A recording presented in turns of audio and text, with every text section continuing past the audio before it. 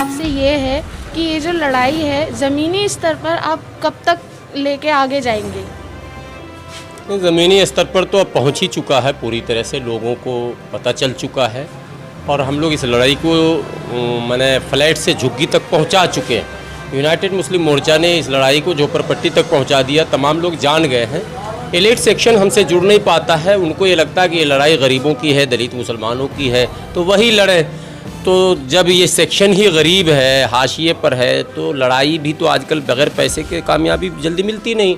लेकिन अब डॉक्टर एजाज अली साहब की इस मेहनत ने रंग लाना शुरू किया है और सुप्रीम कोर्ट में भी एक्शन तो हो चुका था, लेकिन इत्तेफाक से हालात ऐसे हो गए दिल्ली के और पूरे मुल्क के CA NRC आ गया, उसके बाद कोरोना आ गया। वरना हम लोग को तो लग रहा था 2020 में हम लोग जश्न मनाएंगे, लेकिन अब बदनसीबी थी कि मसला फिर से अटक गया है। हम लोग की कोशिश से आज भी हम जा रहे हैं। अभी जो हमारे चीफ जस्टिस हैं उनको हम लोग क्या कहते हैं मेमोरेंडम देंगे। उसमें हमने उनसे विनती की है कि सिर्फ हमारे इस मुकदमे को मैंने स्पीडली देख लीजिए, रैपिड हियरिंग कर दीजिए, तेज़ी से सुन लीजिए। एक बहस की सिर्फ ज़रूरत है, एक बड़ी बहस जिस दिन होगी उसी दिन फैसला आएगा और फैसला गरीब दलित मुसलमानों के हक़ में आएगा, इसलिए कि ये लड़ाई आईनी है, संवैधानिक।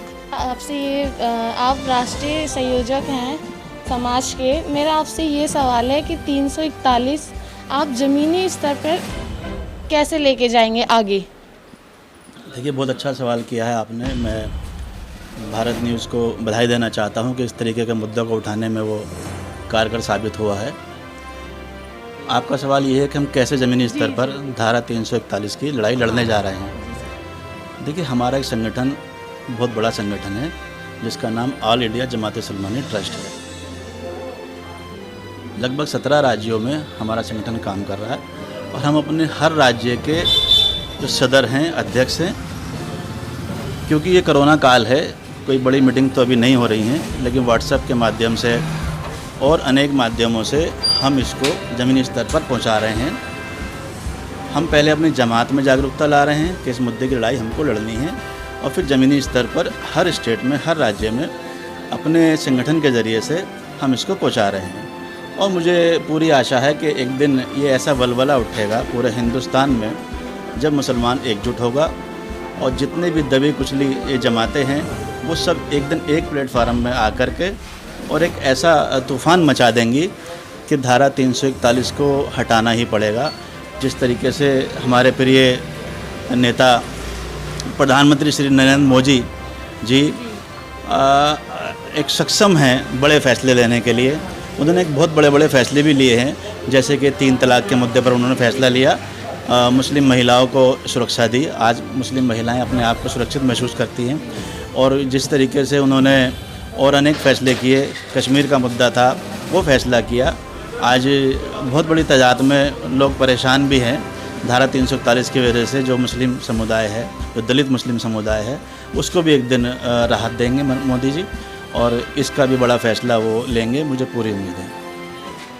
आज आप लोगों को जो आमंत्रित किया हूँ, आज 10 अगस्त है, ऑल इंडिया यूनाइटेड मुस्लिम मोर्चा 1994 से निरंतर 10 अगस्त को अन्याय दिवस के रूप में मनाती है।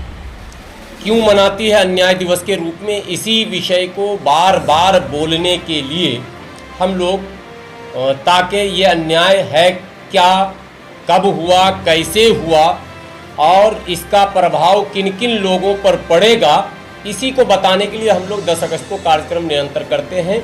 चूँकि कोरोना काल है, कई नियमों का पालन करना पड़ता है, इसलिए इस बार 10 अगस्त को हमने जो बड़ा कार्यक्रम हम जंतर मंतर पर किया करते थे उसको हमने स्थगित कर दिया है।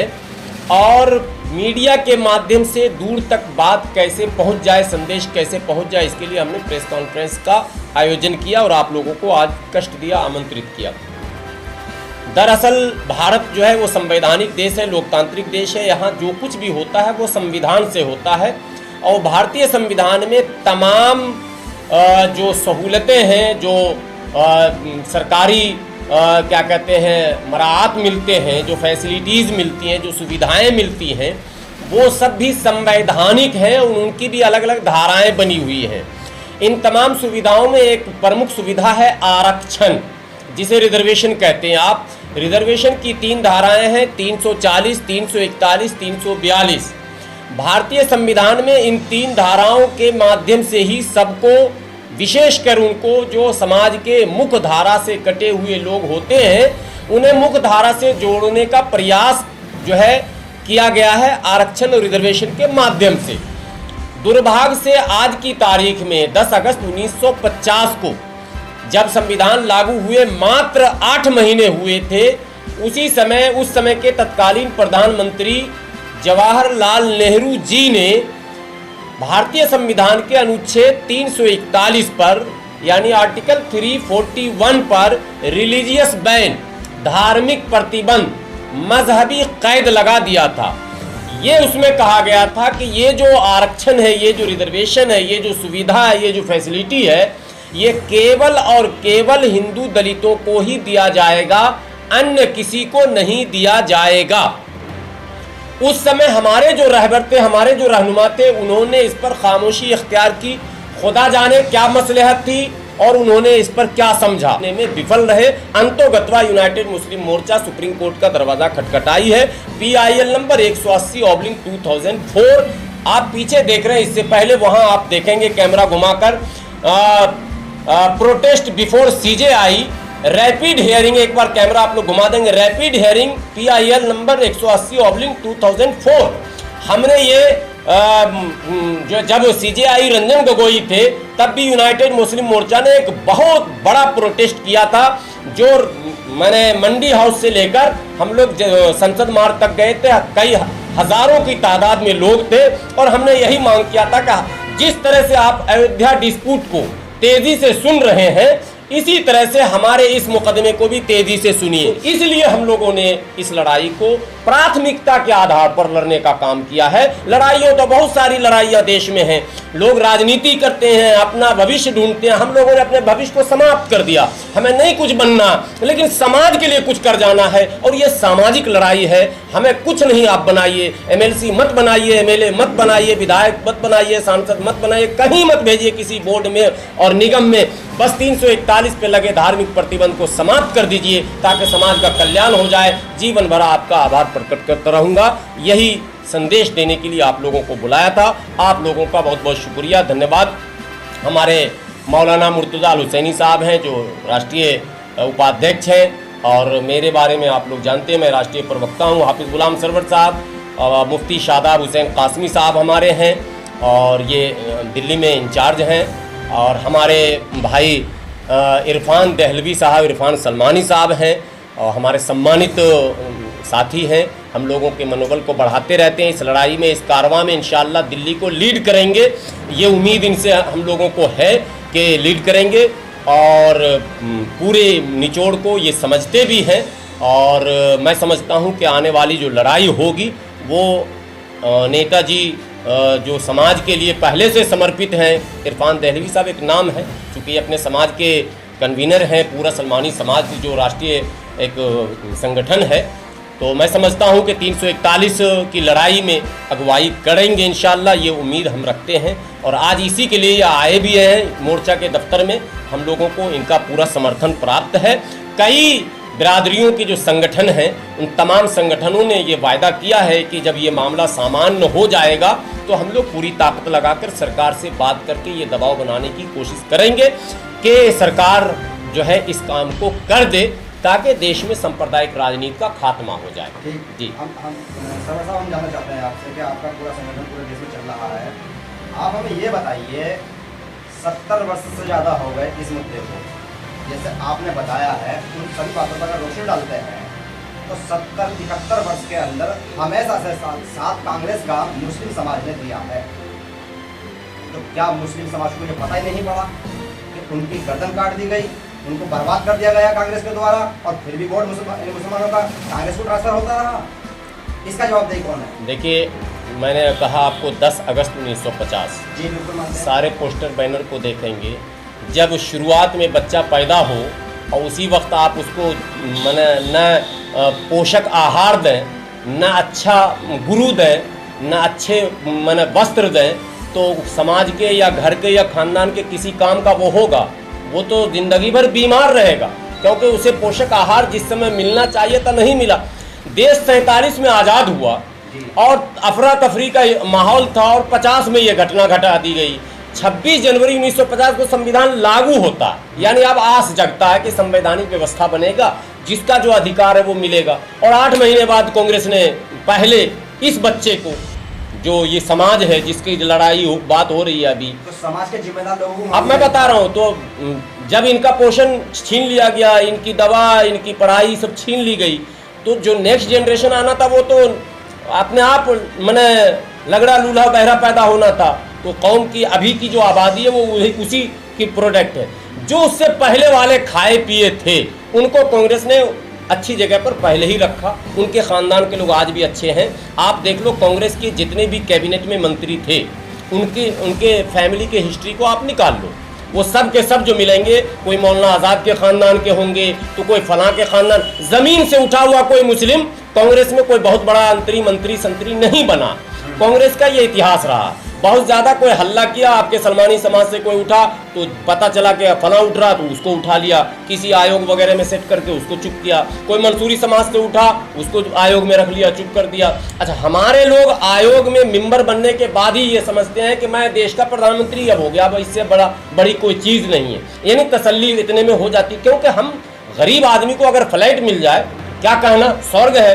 तो हम तो पॉलिटिकल बिल्कुल मार्जिनलाइज्ड हो चुके हैं, बिल्कुल हाशिए पर जा चुके हैं। यहाँ बात सुनना आती है, पर ये तो बताइए, इतने सारे मदरसे हैं आपके, इतने सारे इदारे हैं आपके, बड़े बड़े दावे करते हैं आप लोग के हमारे आलिम हैं, फाजिल हैं, मुफ्ती हैं, कारी हैं, बड़े बड़े जलसे होते हैं, उन जलसों से ये बात क्यों नहीं निकल के आती कि मुस्लिम कौम जाग जाए? आप आज के दिन ये सवाल नहीं करें, और क्योंकि मैं लोगों से अपील करता हूं कि भावनात्मक बात न की जाए, जज्बाती गुफ्तगू न की जाए। मैं अक्सर अपील करता हूं, लेकिन मैं भी जज्बाती हूं, और मैं जब जज्बात में आता हूं और सच बोलता हूं तो फिर बहुत कड़वा हो जाता है। इसलिए इस विषय को आज नहीं छेड़ेंगे। एक बात बिल्कुल याद रखनी है कि मुस्लिम लीडरशिप को, मैंने पिछले 3 दिनों पहले भी ये कहा था, बिल्कुल जो एलीट सेक्शन है, जो परंपरागत नेतृत्व है, जो पहले से थोपा हुआ लीडरशिप है, उसको हर हाल में किनारा करना पड़ेगा। बगैर किनारे किए हुए मेरे किसी भी मसले का हल कभी नहीं हो सकता है। अगर मसले का हल हम चाहते हैं तो हमें न्यू लीडरशिप जनरेट करना पड़ेगा, जो आज के परिवेश में फिट बैठता हो, आज के वातावरण में सबको लेकर चलने की क्षमता रखता हो। आप जज्बाती तकरीर करके भावनाओं को भड़का के विधायक सांसद तो बन सकते हैं, मगर समाज को कुछ दे नहीं सकते, उसको दिशा नहीं दे सकते हैं। दिशा देने के लिए आपको धरातल पर आकर उनकी वास्तविक समस्याओं को समझकर फिर रोड मैप बनाकर आप चलेंगे, तब जाकर आप समाज को कुछ देने की स्थिति में होंगे। वो चीज़ दुर्भाग्य से नहीं हुआ। डॉक्टर एजाज अली साहब इस रास्ते पर जब चले तो एक बात आपको बता दूं कि 341 को भारत में कोई जान नहीं रहा था। डॉक्टर एजाज अली ने 1994 से जब इस लड़ाई को लड़नी शुरू की तो आज भारत के कोई ऐसे लीडर नहीं हैं, चाहे वो हिंदू हो, मुस्लिम हो, सिख हो, ईसाई हो, जैन हो, सारे लीडर, अमित शाह जी भी जानते हैं 341 क्या है। मैं जब कानून मंत्री रविशंकर जी के पास गया, मैं और डॉक्टर एजाज अली साहब था, ये सुना रहा हूँ आपको, गेट खुलते ही रविशंकर जी ने कहा, डॉक्टर साहब सुन लो, पहले 341 की बात मत करना, बाकी बात करो, आ जाओ। अब आप समझो 341 को किस तरह से लोग जानते हैं। ये डॉक्टर एजाज अली का कारनामा था कि देश का कानून मंत्री कह रहा 341 की बात मत करना, अभी आप आओ चाय पियो। मैंने अभी हम लोग बैठे भी नहीं थे, गेट पे ही बोल दिए, डॉक्टर साहब आओ मगर 341 की बात मत करना। तो ये चीज़ मौलाना महमूद मदनी साहब, जमीयत उलमा हिंद, मौलाना अरशद मदनी साहब, जमात इस्लामी, जमीयत अहले हदीस और तमाम जमीयत के मैनिफेस्टो को और हैंडबिल को आप पढ़ें, किसी न किसी पॉइंट पर 341 लिख रहे हैं। ये डॉक्टर एजाज अली की मेहनत का नतीजा है, वरना ये लोग 341 लिखना और बोलना नहीं चाहते थे, लेकिन अब लिखने और बोलने लगे हैं। हम लोगों का कहना है कि एक मांग केवल और केवल, एक लड़ाई केवल और केवल, बस में नहीं, कोई लड़ाई नहीं, मैंने हम कोई लड़ाई भारत में लड़ना नहीं चाहते हैं, सिर्फ एक लड़ाई लड़ना है, 341 पे धार्मिक प्रतिबंध समाप्त होना चाहिए। ये सारे संगठनों से फिर आह्वान कर रहे हैं। और ये जो हो रहा है खुदा करे कि हसीनों के बाप मर जाएं और मौत का बहाना हो हम उनके घर जाएं। ये तंजीम के लोग जो आजकल कर रहे हैं कि अल्लाह करे कि दंगा हो जाए ताकि हम बांटने जाएं उनको राशन पानी, अल्लाह करे कि सैलाब आ जाए कि हम ऑनलाइन चंदा करें, और ये धंधा हम लोग नहीं करते हैं। हम न दंगा फसाद में जाते हैं, न क्या कहते हैं बाढ़ और सुखाड़ में जाते हैं। हमारे तंजीम के लोग जहाँ भी हैं वो अपने स्तर से गरीबों की मदद करते हैं, ढकोसलेबाजी और फोटोग्राफी नहीं करते हैं और न चंदा करते हैं। हम देश के सभी लोगों से केवल एक विनती करते हैं कि 341 पर लगे धार्मिक प्रतिबंध को अगर समाप्त नहीं कराया गया तो आने वाला दिन इससे भी बुरा होने वाला है। और ये जो दंगे फसाद हो रहे हैं, आप ये देख लो पीछे हमारे एक बैनर है जिसमें हमने ये समझाने की कोशिश की है, वहाँ भी एक बैनर है, आप उसको भी देखेंगे। ये 341 से अगर धार्मिक प्रतिबंध खत्म होगा तो दंगे फसाद पर ब्रेक लगेगा। जो SC/ST एक्ट का नाम आपने सुना होगा, प्रिवेंशन ऑफ एट्रोसिटी एक्ट जो है वो आर्टिकल 341 है वो, और इस पर प्रतिबंध लगने के कारण सुरक्षा से भी हम बाहर हो गए। कोई भी आता मार मियाँ को मार कटुआ के रोड पे मार रहा है, या तो जय श्री राम बोल नहीं तो नरेंद्र मोदी जिंदाबाद बोल। अभी हुआ ना भाई, अभी जयपुर में घटना हुई, पता है ना आपको। तो ये घटनाएं लिंचिंग की और तमाम तरह की तब तक होती रहेंगी जब तक के सुरक्षा का विशेष कानून कवच आपको नहीं मिल जाए, और वो मिलेगा आर्टिकल 341 से। तो आरक्षण, सुरक्षा, राशन, पढ़ाई लिखाई, दवाई, मुख्य धारा से जुड़ने का मार्ग मात्र और मात्र भारतीय संविधान के अनुच्छेद 341 पर लगे धार्मिक प्रतिबंध को हटाना है। जब तक ये प्रतिबंध नहीं हटेगा भारत का बहुत बड़ा वर्ग मुख्य धारा से कटा रहेगा। चलिए, आपने जैसे बताया आपके साथ में ऑल इंडिया जमात-ए-इस्लामी ट्रस्ट से इरफान देवगी कन्वीनर मौजूद हैं, तो मेरा सवाल आपसे ये बताइए जी, आप सलमानी समाज की नुमाइंदगी की बात कर रहे हैं या अदर समाज की बात में अगर मैं आपसे जानना चाहूँ तो आप ये बता सकते हैं कि क्या ज़मीनी स्तर पर आम जनता को ये मालूम है कि अनुच्छेद 341 पर उनका अधिकार क्या है? देखिए पत्रकार साहब, ये आपकी बात सही है कि ज़मीनी स्तर पर अभी मुसलमान को इस मुद्दे का पता नहीं है। कुछ प्रतिशत को पता है, जैसे कि गुलाम सरवर साहब ने जो ये मुहिम चलाई है, ऑल इंडिया का जो इनका संगठन है, उसमें जो मुहिम चल रही है उससे कुछ लोगों को पता चल रहा है, और कुछ लोगों को नहीं, बहुत अच्छी तादाद में अब लोग जान रहे हैं कि धारा आर्टिकल 341 क्या है और इसको हटने के बाद क्या मुसलमानों को मिलने वाला है। ये बात सही है कि मुसलमानों को कैद में रखने के लिए श्री जवाहरलाल नेहरू जी ने जो बीज बोया हिंदू मुस्लिम का, वो फसल आज तक काटनी पड़ रही है। ये कांग्रेस का बोया हुआ बीज है जिसमें मुसलमानों के अंदर बंदरबाट कर दी गई, कुछ को अशराफ बता दिया गया, कुछ को दलित में शुमार कर दिया गया और उनको उनके अधिकारों से वंचित कर दिया गया। ये करना उनकी निहायती मैं बदतमीजी समझता हूँ कि उन्होंने मुख्य धारा से मुसलमान को हटा दिया।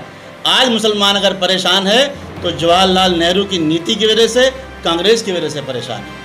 ये मेरा सवाल आपसे ये दोबारा घूम जा रहा है कि ज़मीनी स्तर पर जो समाज रहता है, चाहे जैसे अभी गुलाम सरवर ने इशारा किया था बाल काटने वाले हो या लोहे का काम या लकड़ी छीलने वाले, ज़मीनी स्तर पर ये मजदूर जो काम करते हैं, मजदूर तबका जो होता है, या आप लोगों के संगठन उनसे मिलते हैं या नहीं मिलते हैं, उनको बताते हैं? बिल्कुल बिल्कुल, हमारा संगठन ऑल इंडिया जमात-ए-इस्लामी ट्रस्ट निरंतर इसके लिए मीटिंग ले रहा है अपने तमाम ज़िलों में, जहां हमारे 17 राज्यों में हमारी जमात चल रही है। हम सब जगह इसका प्रचार प्रसार कर रहे हैं, अवेयरनेस ला रहे हैं ताकि सबको पता लग सके, और एक दिन ये संगठन एक बड़ी मुहिम बनाकर हम अपने प्रधानमंत्री श्री नरेंद्र मोदी जी तक ये बात पहुंचा सकें कि अब वो हमारी मदद करें और धारा 341 को हटाने का काम करें। जिस तरीके से उन्होंने 3 तलाक के ऊपर मुस्लिम महिलाओं का संज्ञान लिया, उनकी मदद करी और उनको आज एक सुरक्षा कवच दे दिया, तो हमें भी वो सुरक्षा कवच मिलना चाहिए। ऑल इंडिया जमात-ए-इस्लामी ट्रस्ट गुलाम सरवर साहब के साथ खड़ी है और इंशाल्लाह एक दिन ये बात प्रधानमंत्री जी तक पहुंचेगी और धारा 341 हटेगी। अगर मेरे जिंदा रहते हुए हट जाए तो मुझे बड़ी खुशी होगी। चलिए, हम थोड़ा सा ये जानना चाहते हैं आपसे कि मान लो जैसे सुप्रीम कोर्ट में भाई जवाब दाखिल किया भारतीय सरकार, नरेंद्र मोदी की सरकार ने, तो तो जैसे कि भाई बहुत से मुस्लिम भारतीय जनता पार्टी में भी काम कर रहे हैं और मौजूदा सरकार केंद्र में भारतीय जनता पार्टी की है और भारत के ही सबसे बड़े राज्य उत्तर प्रदेश में भी सरकार भारतीय जनता पार्टी की है, जहाँ मुस्लिम कम्युनिटी सबसे ज़्यादा फैलाई जाती है भारत के अंदर। अगर राज्य के हिसाब से देखें या केंद्र के हिसाब से देखें और भारतीय जनता पार्टी में काम करने वाले मुस्लिमों के हिसाब से देखें, खास करके अल्पसंख्यक मोर्चे के नाम से एक संगठन चलता है, उसके राष्ट्रीय अध्यक्ष अब्दुल रशीद साहब भी हैं और प्रदेश स्तर पर अलग अलग अध्यक्ष बने हुए हैं।